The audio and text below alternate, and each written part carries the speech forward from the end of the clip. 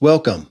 I'm Kevin Miller. This is a podcast to elevate your experience of life, an experience you're creating.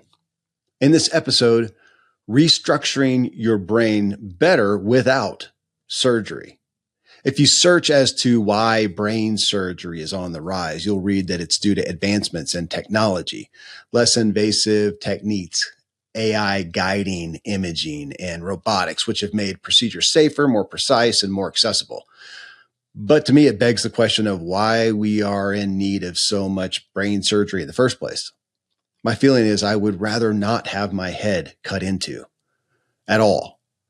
In this episode, I'm joined by a friend, Dr. Lee Warren. He is a brain surgeon at the top of his field. He's created a really big platform in helping us look at what we can do beyond his surgery table. And he's here to tell us that the most effective brain surgery we can do is through our thoughts. Now, right there, this is not some motivational pitch you're going to hear. He's being completely literal. So Lee takes tools and instruments to dig into the human skull and literally restructure the brain. And he says that you can do more and better restructuring through your thoughts.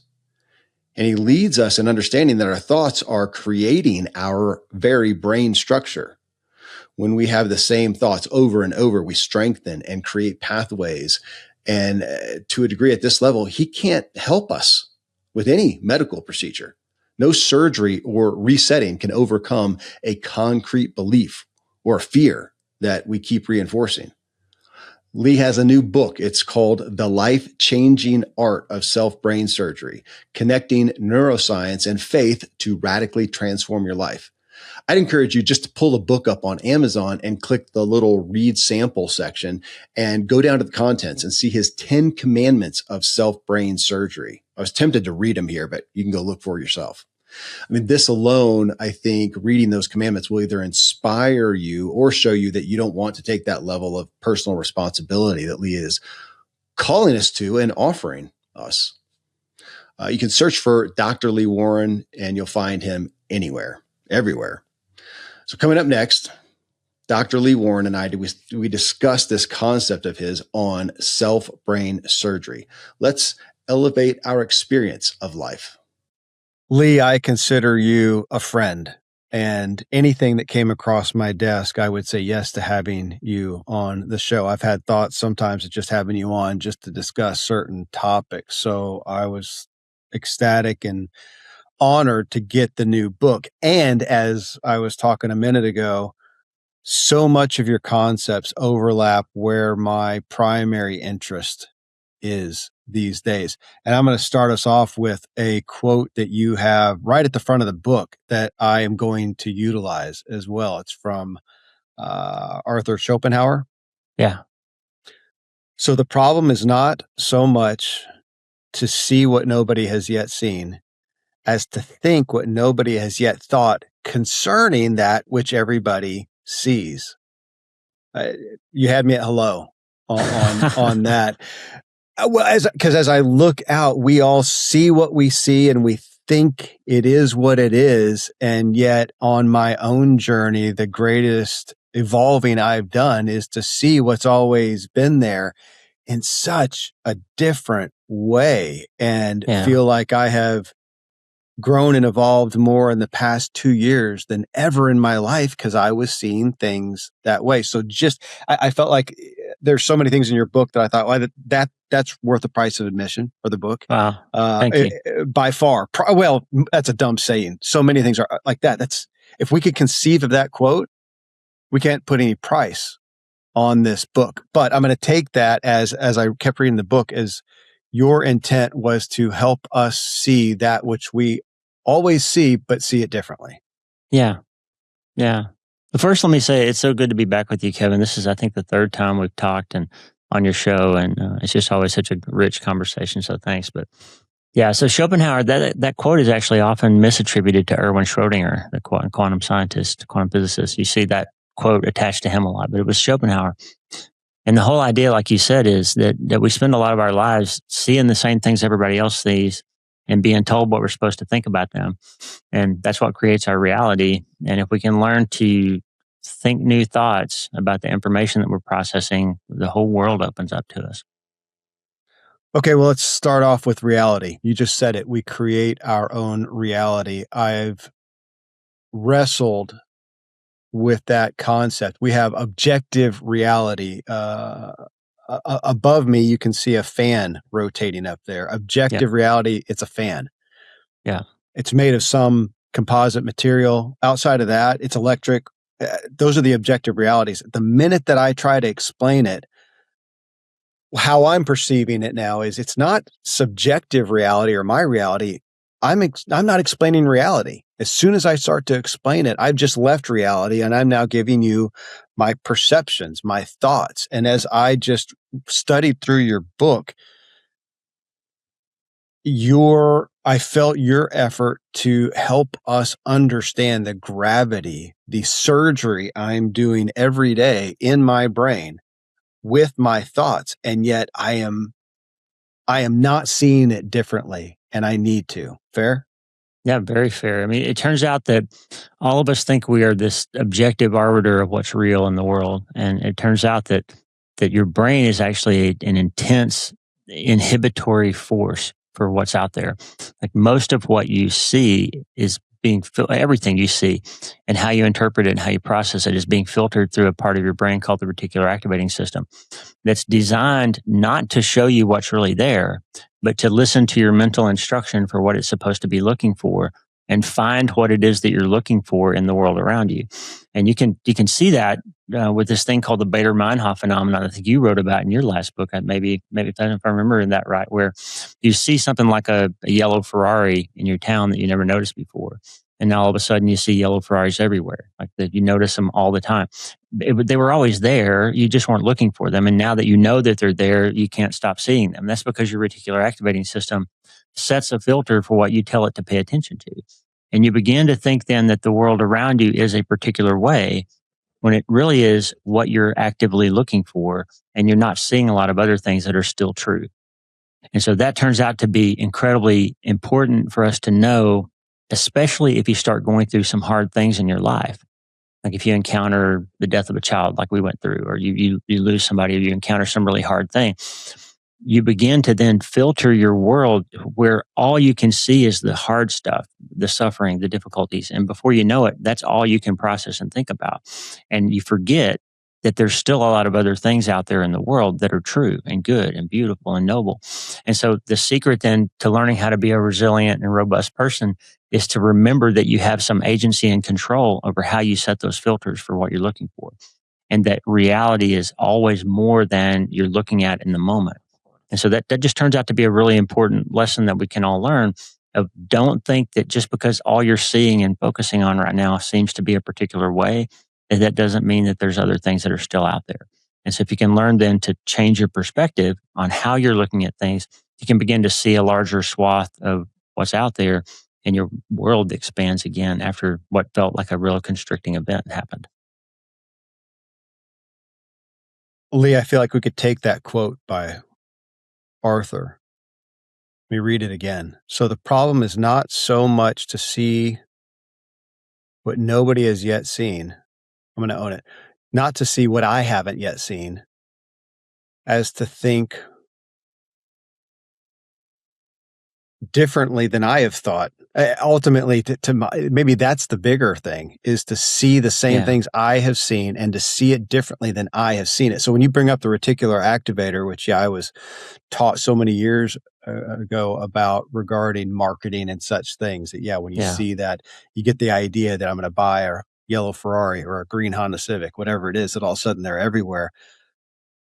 I'm going to keep using the word over and over, the surgery, the influence I'm having on my brain through my bias. I am seeing everything through Kevin's, not just my filter, but my bias. And That's right.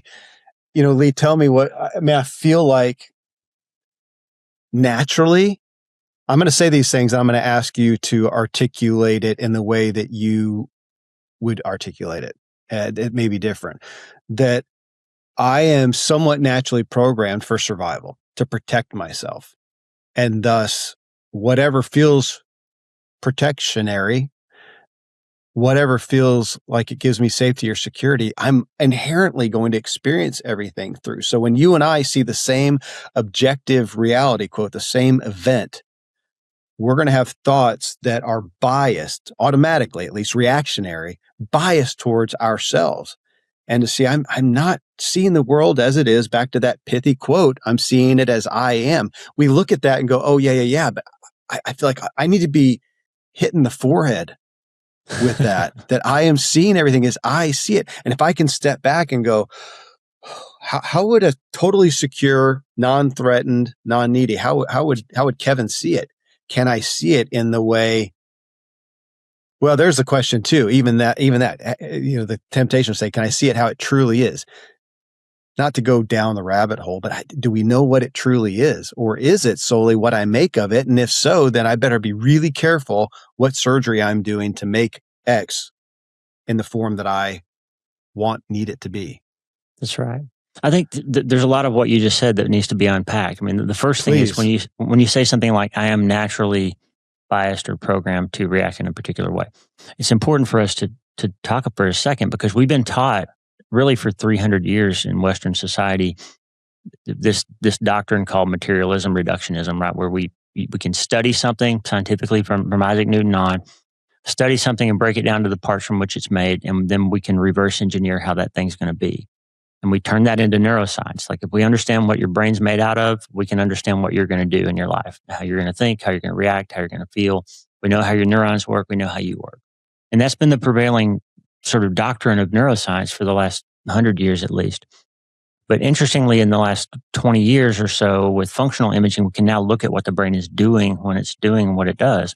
And we can see then that it's not actually, it doesn't turn out to be true that you are hardwired in any particular way to do any particular thing. What turns out to be true is that the way your brain is working is the result of what you have repeatedly been focusing on and thinking about.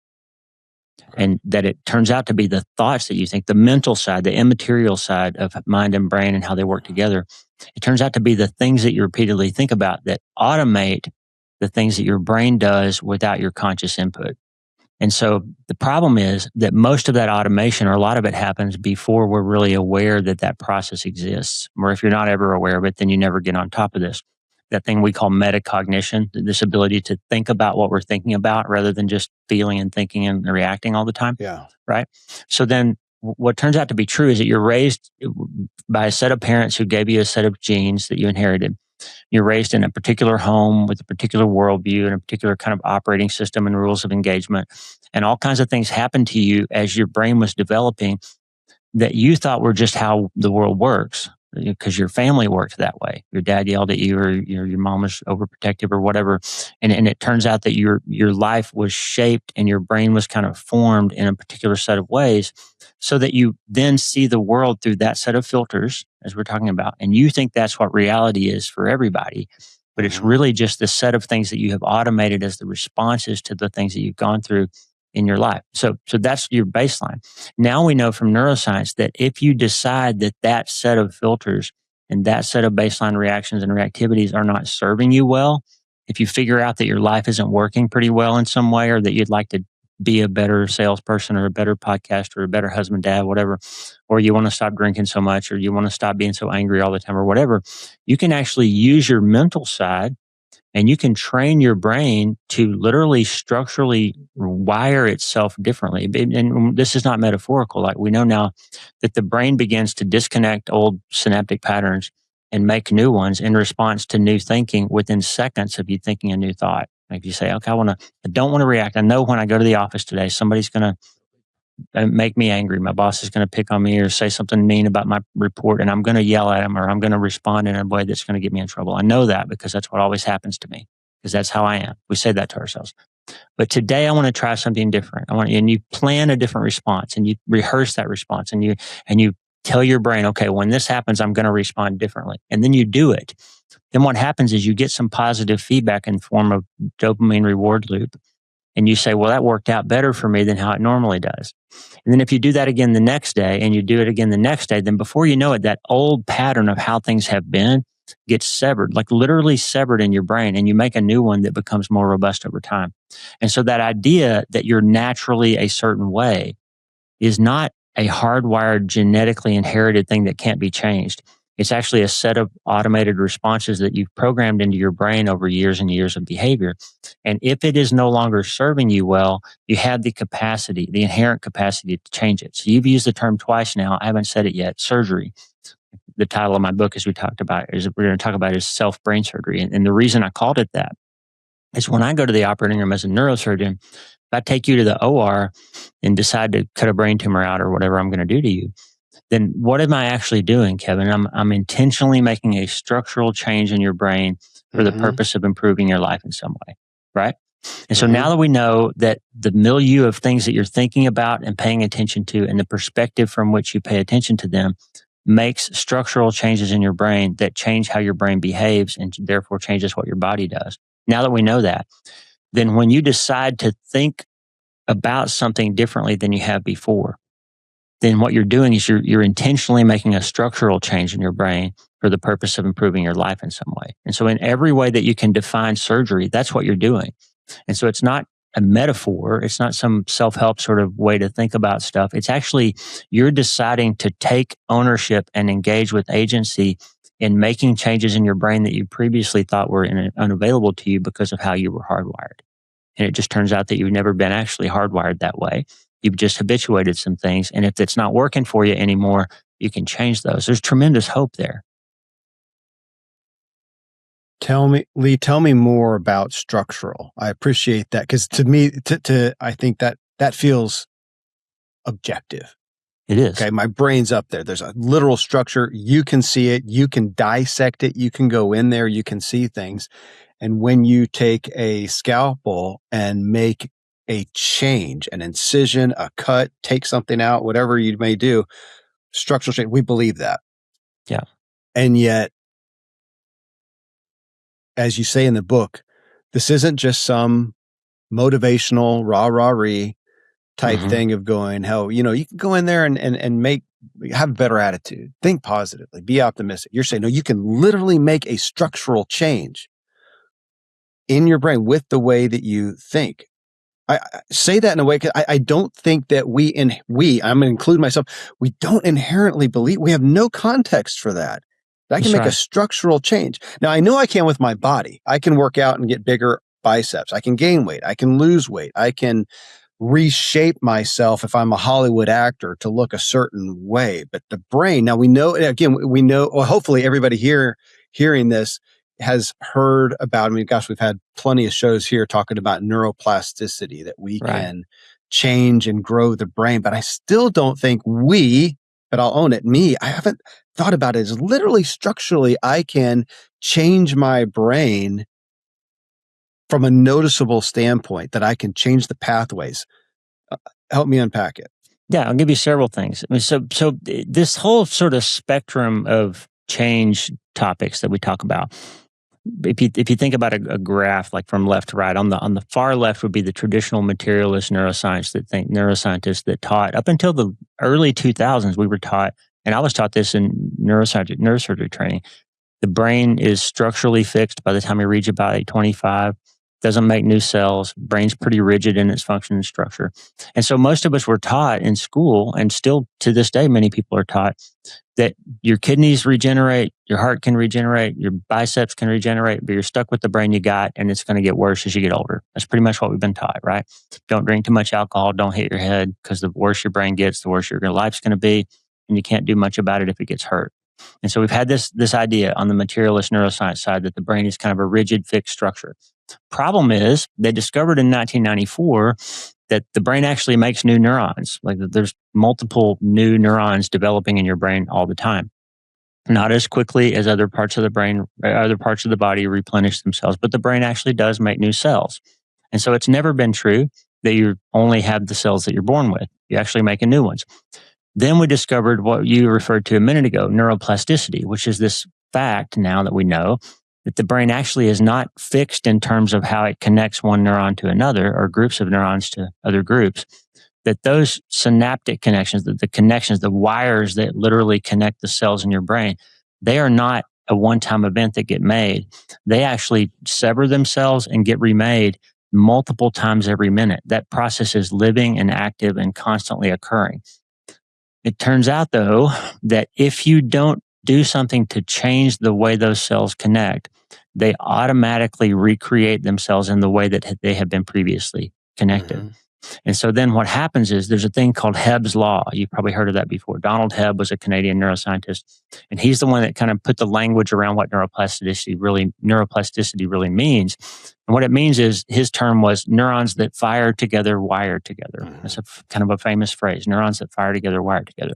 And what that means is your brain is continually running this process. I call it consent to automate. Your brain is continuously trying to automate things so that they require less of your mental input, so that you can think about other things that you need to think about, and your brain will run programs that you've told it to run, so you don't have to be as aware of them, and you can do other stuff, right?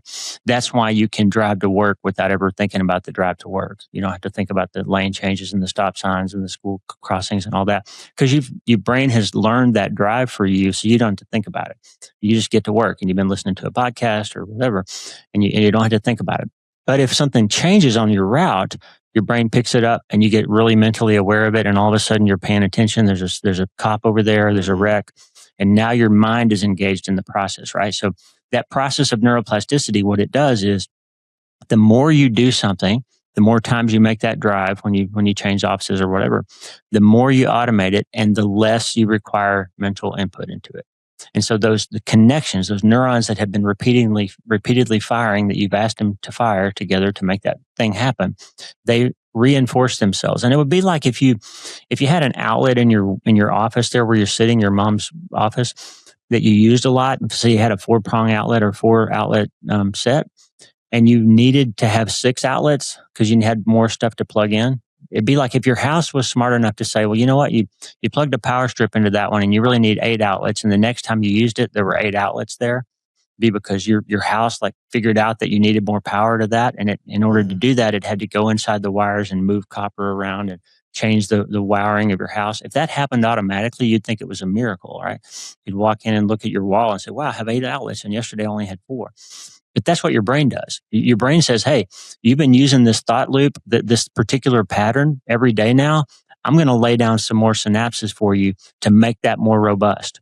And then tomorrow, the thing you used to do is harder for you to do. And the new thing you've been trying to do is easier for you to do. And the more you do that, you're literally making new neuronal connections through a process called microtubules. They're these little structures that they're like little girders that neurons grow along, the synapses grow along. You literally take old microtubules from one part of your brain that aren't being used, and you move them to another part of your brain, and you make new connections in your brain as if you were laying new wires in your wall whenever you need to reinforce a thought or behavior. And so when we talk about it being a structural change in your brain, that's what's happening. On the cellular subatomic level, you're making new brain parts when you reinforce a behavior over and over, neurons that fire together, wire together. And so it's not metaphorical, and it's not woo-woo, and it's not from materialist, hardcore, impossible, all the way over to the other end of the spectrum, which is metaphysics and woo-woo and imagine things and manifest things and all that. It's not that either. It's solid neuroscience now. Since about 2004, we've been able to image that in the brain, the formation of new synaptic connections that happen within seconds of you thinking one thought instead of another thought. And the more it's reinforced, the more neuroplasticity kicks in and says neurons that fire together, wire together. And that's why you really can teach yourself new ways of being, and new habits form in that mode. The mode and mechanism of how habit formation happens in the brain is through directed neuroplasticity, where you decide to think about one thing and not another thing. It's real.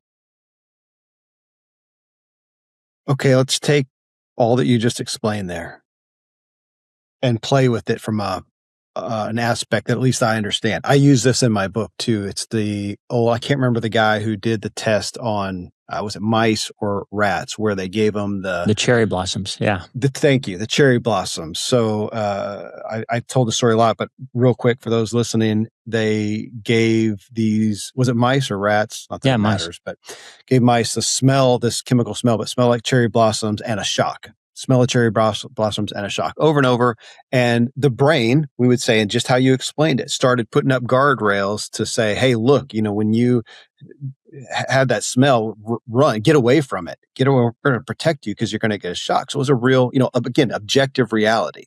Yeah. And then, of course, as we know, it created those pathways that were, okay, I'm going to say this in my layman's terms, and then you can correct it and expound on it. But then the study, and what I just astounded myself with and put it in my book, was because those pathways were genetically passed down to, I think, four generations. Yeah. And I'm thinking, not that we need to go down this path, but I immediately thought about the biblical reference of the sins of the fathers being passed down and the things that go down.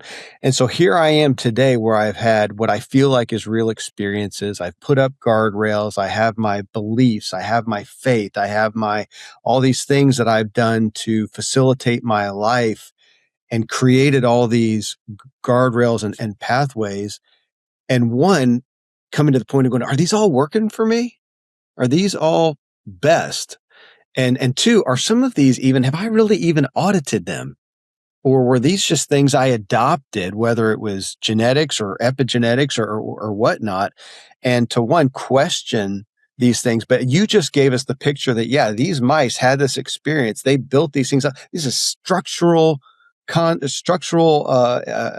reality, in essence, in the brain that now exists there. I mean, they are literally built to not like and to run from the smell of cherry blossoms, even though this is fourth generation and there's nothing wrong. The next time one of these mice sees a cherry, smells the cherry blossom, they should run that way and they may get cherries. Right. So it could be a beautiful thing.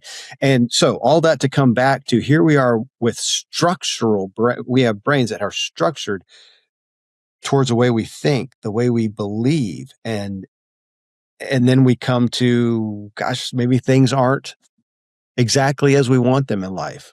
Yeah. We have structural things to deal with. This isn't just a motivational speech. And again, Lee, the reason I appreciate your book, to me, it gave gravity to, change is a big deal. I think we simplify it in this personal growth arena, self-improvement arena, and just go, go to the next seminar, get the next book, listen to the podcast, get a new idea, and life's going to be better.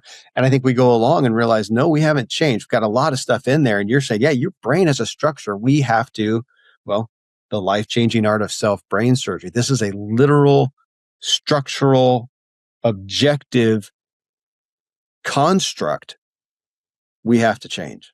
That's right. We can change. We get to change. That's right. You said a couple of things that are really important in there. I mean, we could talk for a long time about epigenetics, but the biggest lesson there is that you can be born uncomfortable with certain things, afraid of certain things, uncomfortable in your own skin, not because you've experienced something adverse, but because your parents or grandparents did. And so the lesson from the cherry blossoms, one of the lessons is that adversity changes your stress response, and that up or down regulates certain genes to be over-transcribed or under-transcribed in your offspring down to 4 generations, which means that your cortisol level and the way you handle stress and how resilient you are and all those things largely depends on how your parents and grandparents and great-grandparents handled those things. It's been shown in humans, in Holocaust survivors and PTSD people from Vietnam, or veterans that had PTSD from Vietnam, that if your parents or grandparents went through significant adverse events, you can be born with an abnormal stress cortisol response. So when you wonder, what's wrong with me? Why am I so jumpy? Why am I so anxious all the time? It's because your grandfather was. But the good news is they could train that out of those mice in one generation, and that would change how their offsprings were born. They could normalize the stress cortisol response in their offsprings in one generation. That's also been replicated in humans now. So that means that if you figure out in your life what you said, audit the responses and the things that I'm doing and the things that I'm repeatedly thinking about, and look at whether they're helping me or not. Like, is it helpful to my family for me to be so irritable in the morning, or me to be on my phone and absent from my kids? Is that helpful to me? Is it helpful to my wife if I am this way rather than that way? And if the answer to those audit questions is no, it's not helpful, then the good news is you can change that by repeated attention and intention and perspective, the things that you think about and the way and perspective from which you think about them will make these structural changes in your brain. And if you reinforce those habits, those brain thought habits over time, you will structurally change how your brain behaves at baseline. So then your responses will become more helpful to you and to your family. And the ones of those that affect how you feel, that affect your emotional state, that affect the neurotransmitter levels in your body, they'll be passed on to your children if you haven't had kids yet. And so that means that you can improve how your kids are born in terms of how they handle stress and how they manage things and how resilient they are by getting it right while you're alive. And so that's a huge opportunity for future hope for your generations. That Bible verse you mentioned, there's a couple places in the Bible where there's this sort of, it sounds like a threat. It's like, hey, God visits the sins of the father on the third and fourth generation of the offspring. That sounds like, wow, he's going to punish my kids for stuff I do. Yeah, like it's punitive. Right. But that's not actually what he's saying, because there's two other places in the Old Testament where there was this old proverb that people used to say. And the proverb was, it's in Jeremiah and Ezekiel, I think. I don't have it off the top of my head, but this proverb was, my dad ate sour grapes and my teeth are set on edge. And so their idea was like, but something bad happened to my dad and I'm being punished for it. It was their thought process. In two different places in the Old Testament, God says, no. Everybody's responsible for their own behavior. Like, you're not going to pay for your dad's troubles. Like, but what the verse means is what we see in social science and research. We see that if your dad was an alcoholic, you're more likely to be an alcoholic. If your mother was abusive to you, you're more likely to be abusive to your family, right? There's things that run in families. The reason they run in families is because of the epigenetic changes that they make to the genes that you inherit, not the actual genes, but the way they're switched on or switched off, like the mouse lesson that you talked about. And what we learned then is that can be fixed in one generation. So you literally don't have to be abusive if your dad was. You don't have to be an alcoholic if your mom was. You don't have to be whatever if your uncle was, because once you are aware of a response that is not helpful to you, you can change it in your generation. And then your kids won't be born with that same predilection because you changed it in your lifetime. And so the incredible hope there in the power of epigenetics is that it can be turned off just like it can be turned on.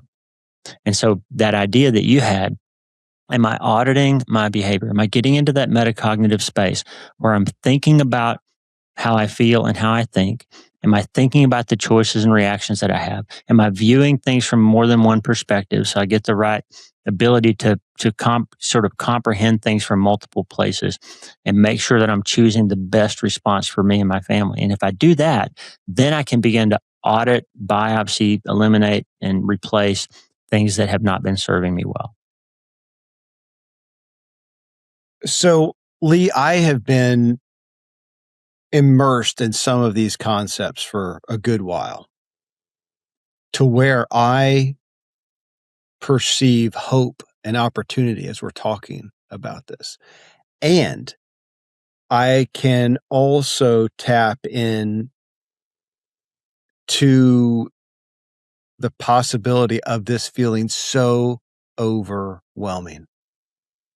Hopeful, but holy smokes. So you're telling me I have that much power, if you want to call it that, influence on myself, and from a genetic standpoint on my children and those around me. And I sometimes wonder where we all fall on the spectrum of hearing a message like this and overwhelming ourselves with you said the word responsibility. You said the word earlier, agency, two words that I'm looking at a lot. And I want to look at that and go, oh my gosh, kind of from the victim mindset, not having that. I have agency and I don't need to be a victim. Well, that can feel overwhelming as well. Do you find sometimes where even if the light comes on for somebody that, oh my gosh, I've got this much opportunity to influence myself, it can almost feel a negative to them? Yeah. Well, I think there's a couple of things there. There's a lot of social science research that looks at what are the moving parts of hope, right? Mm-hmm. I think you've studied this too. Hope turns out to be about agency and opportunity. So is it possible for you to do something about it?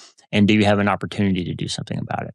So if you looked at your life and said, gosh, my life isn't going the way I want it to, or there's certain things I'd like to change. A hopeful response to that is I now know that my brain is wired in such a way that I can actually make it work differently than it has worked. And so if it's not helping me, I have something I can do about it. And that moves this locus of control. There's this phrase, locus of control. And it turns out that if you have an external locus of control, then you feel a lot more anxious and hopeless than if you have an internal locus of control. And what that means is people with an external locus of control constantly think that somebody else needs to change something or do something or give them something or stop being a certain way in order for me to be able to be happy and okay. And it just turns out that if you think that you have to have the right therapist, the right wife, the right friends, the right kids, in order for you to be happy, you have to have a certain amount of money or a certain title, or you have to have so many downloads on your podcast or whatever. If you think you need a particular thing in order for you to be okay, then something happens to you that when you finally get the thing that you thought would make you happy, it turns out that the target just changes. And you say, well, yeah, they made this change for me, but I still don't feel better. So I need them to change more. I need to win another gold medal. I need to get another gold record. I need to write another bestseller. This is why so many rock stars and athletes and famous people and rich people end up not being happy, even though they seem to have everything you would ever want. It's because they have an external locus of control. They think that something is going to fill that thing inside them that they needed. But if you have an internal locus of control and you say, I know that there's really only three things that can change in the world, that there's other people can change and circumstances can change, or I can change. And I've figured out that if my circumstances change, it doesn't necessarily make me happier. And if other people change, it doesn't make me happier for very long. But when I figure something out and I go through something and I prove that I'm resilient, or I prove that I can overcome something, or I solve a problem in my own life, I do feel happier. And I do have more dopamine running around in my head. And I do seem to be able to make better decisions. Then all of a sudden you start to feel more hopeful, because now you know that the one thing you needed to be doing all the time was engaging the system and operating it the way it was designed. And it's going to respond in the way it's supposed to respond. And you're going to actually feel better than you thought you could feel. So I think it can feel overwhelming, because now you're thinking, wow, it's all up to me to do this stuff right. But that's not what I'm saying. I'm not saying that self-help means self-reliance. I'm saying, as a surgeon, here's a good example. I'm a neurosurgeon, right? So I'm an expert in brain and spine and peripheral nerves. I know all about that. But I'm not an expert at cardiology or kidney disease. So if I've got a patient that needs to go to surgery and their EKG is funny, I'm not going to try to manage that. I call a consultant, I call a cardiologist or a heart surgeon and say, hey, buddy, come help me with this patient. I don't know what I'm doing. I want to make sure they're safe for surgery. And my colleague, she comes down the hall, the cardiothoracic surgeon or cardiologist or whatever, and helps me manage my patient with her expertise or his expertise and solving some problems that I don't know how to solve. But the reason that they came down the hall was that I said, I need help.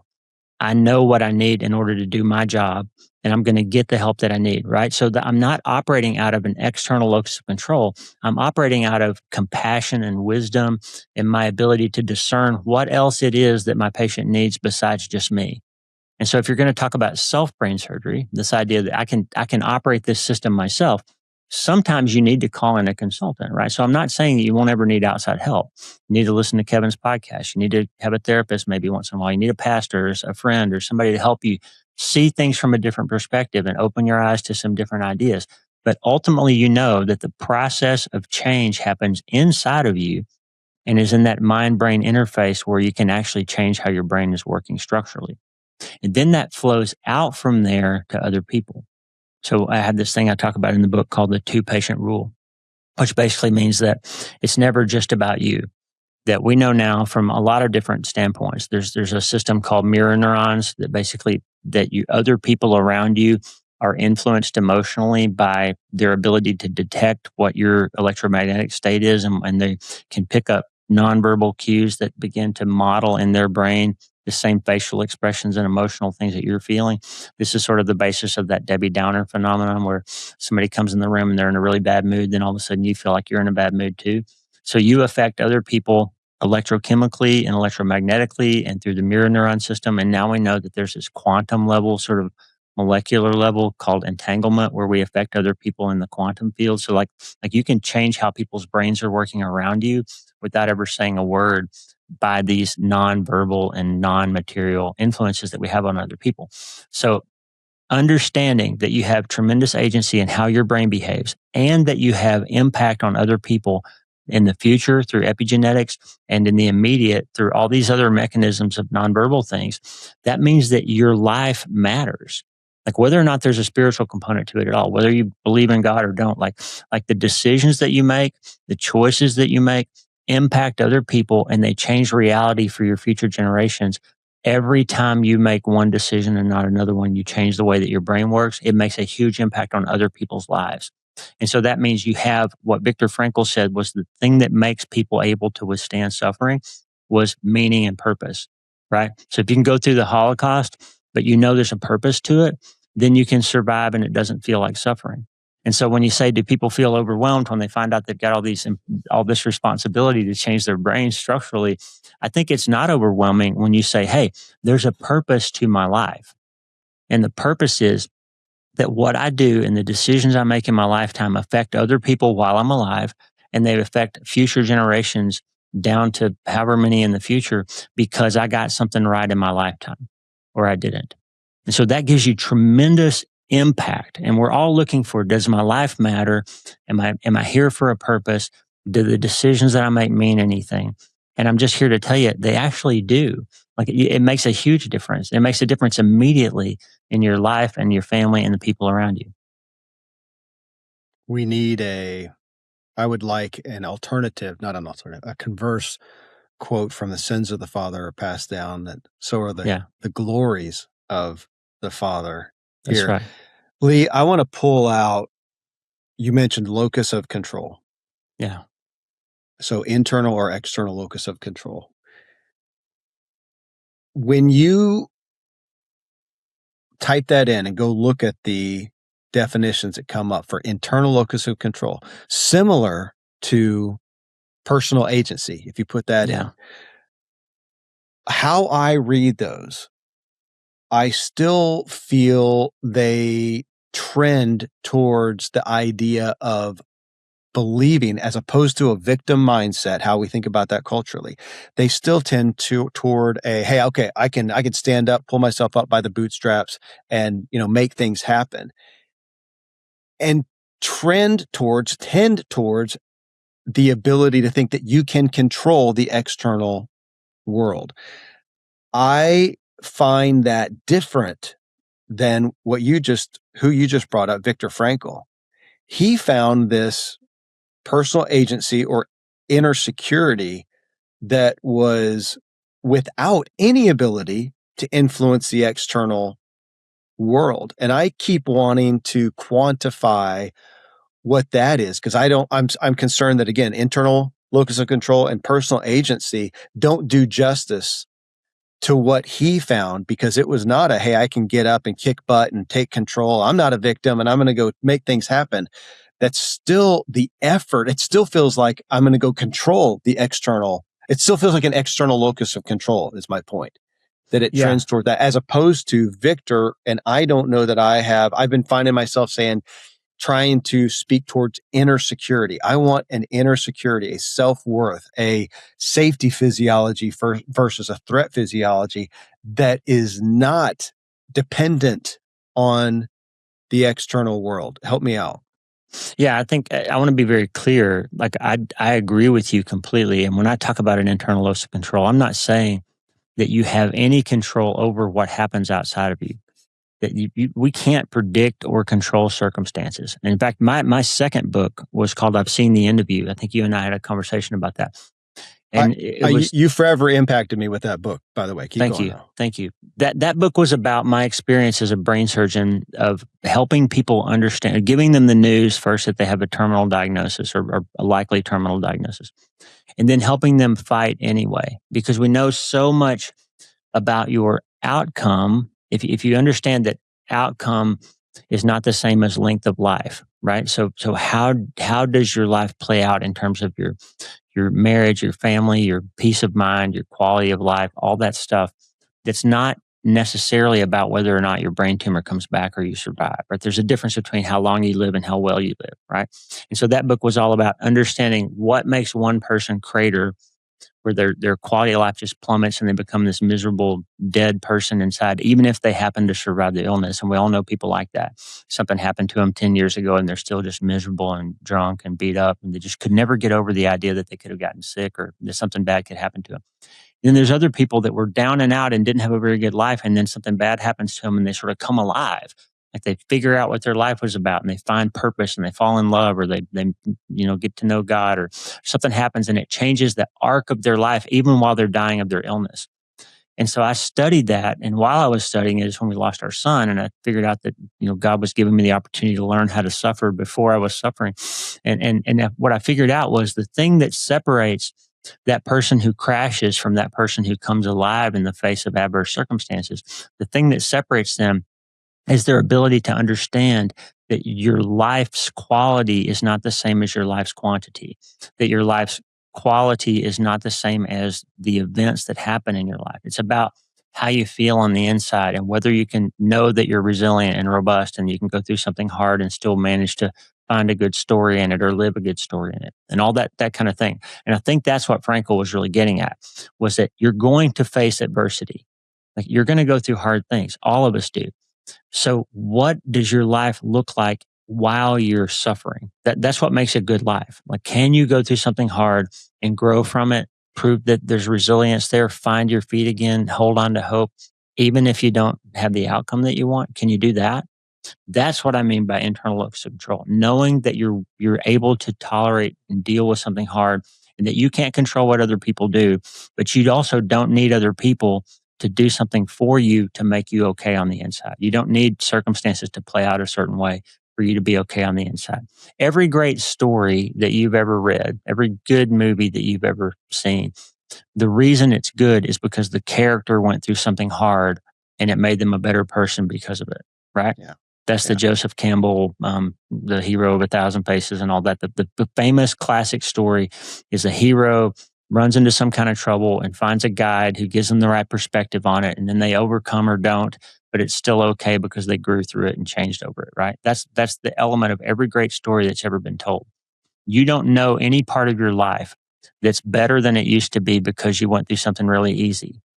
Like everything good in your life came on the other side of something hard, right?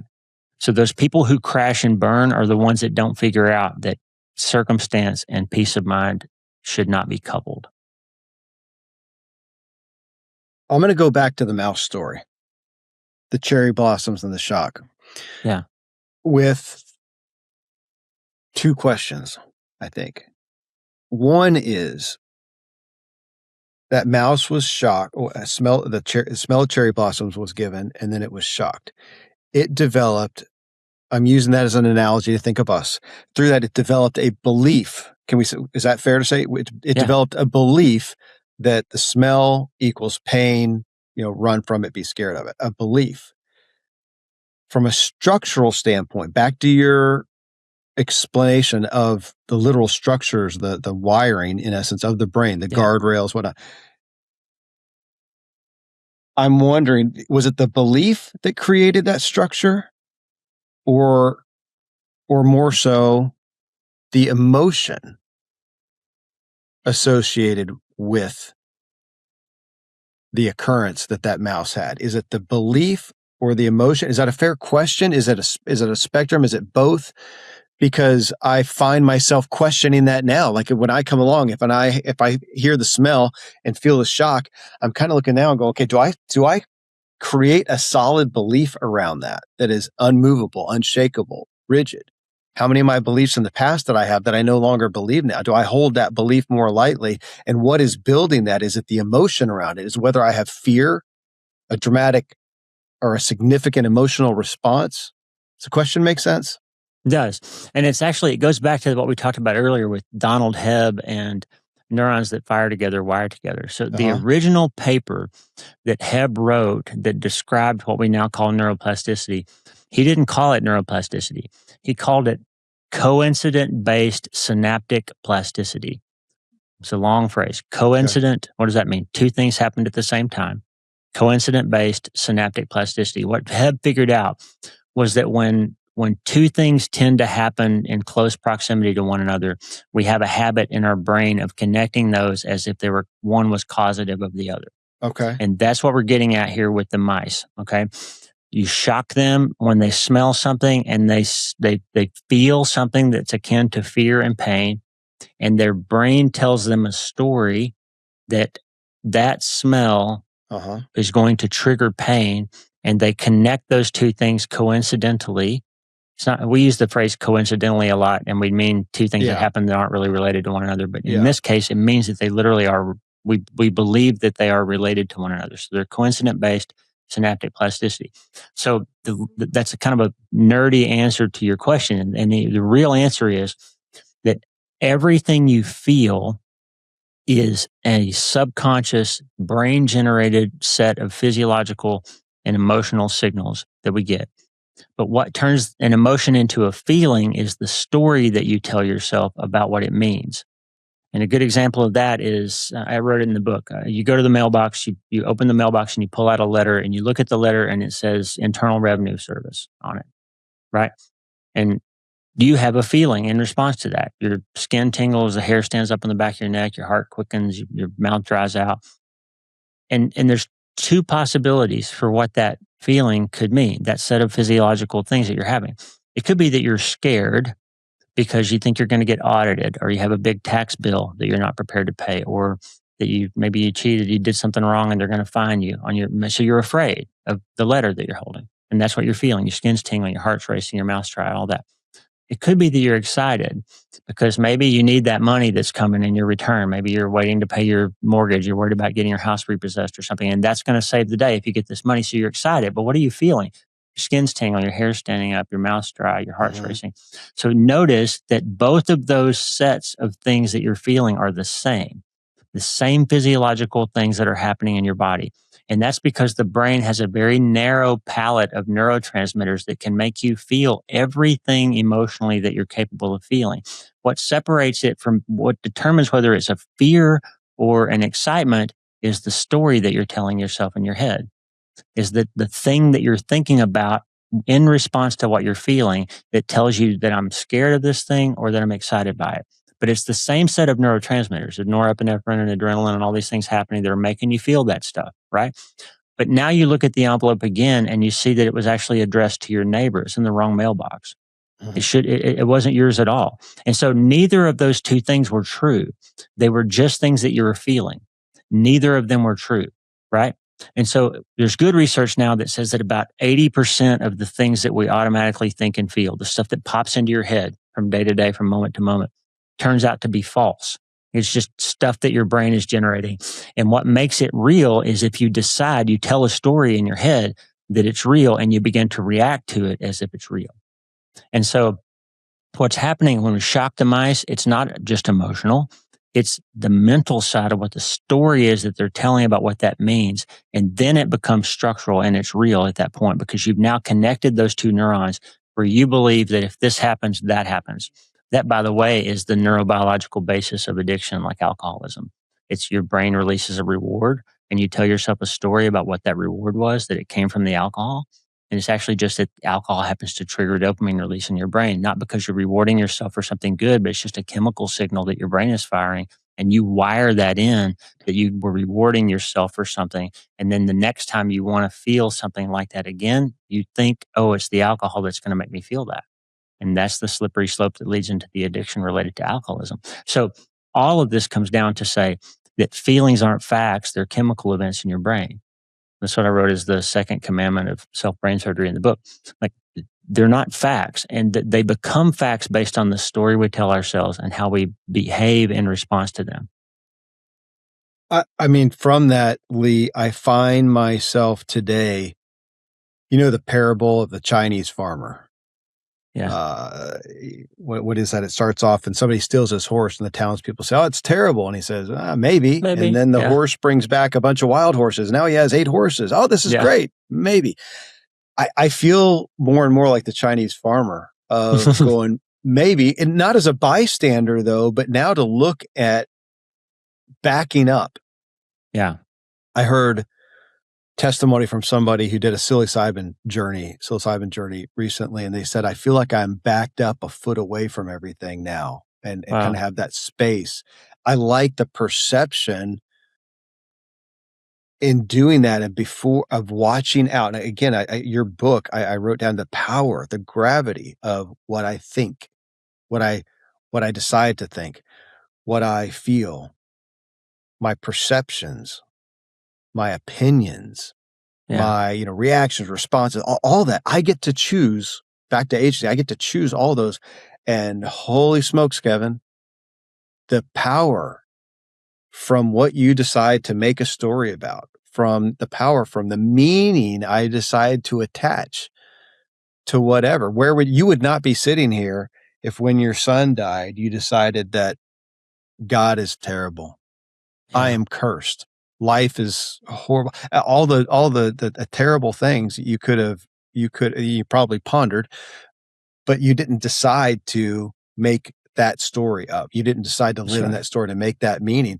And yet I feel like the thing from the mountaintops I want to scream is it's not whatever is to us. It probably isn't. Yeah. But we got to look at we're back to security. We've got to question where are we finding and you talk, Lee, we could probably do an entire series out of the topics in your book, really, because you talk about identity. I've got pages of notes and I probably hit 1/10 of them here. The gravity of this.